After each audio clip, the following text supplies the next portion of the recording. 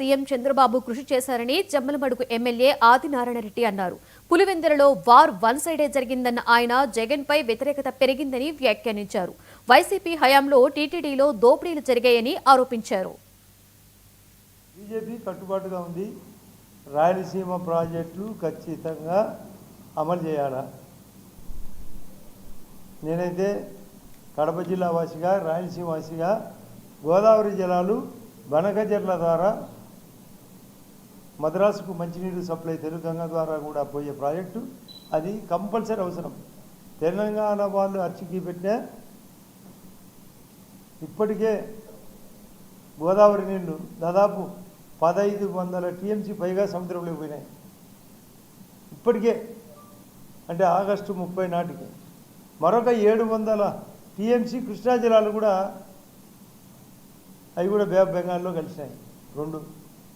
అంటే ఇటువంటి పరిస్థితుల్లో ఈ యొక్క ప్రాజెక్టులకు అవసరమైన నీళ్లు తెచ్చుకుంటే ఎంతైనా అవసరం.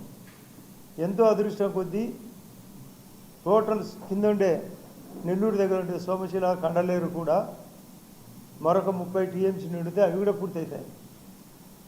మా గండికోట, జమ్మలమడుగులోని గండికోట కానీ, మైలవరం కానీ, సర్వరాజ సాగర్, వామికొండ, కమలాపురం కానీ, చిత్రావతి, పైడిపాలెం, పులివెందుల కానీ, బ్రహ్మం సాగర్ కానీ, ఏది మైదుకూరు దగ్గర కేసీ కెనాల్ ఫుల్గా పడుతుంది. పైన గోరుకల్లు నిండింది. ఆ పైన బీజేపీ కట్టుబాటుగా ఉంది. రాయలసీమ ప్రాజెక్టులు ఖచ్చితంగా అమలు చేయాలా.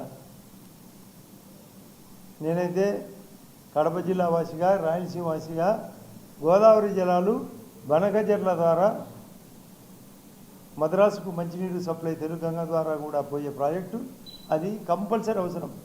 తెలంగాణ వాళ్ళు అర్చికి పెట్టిన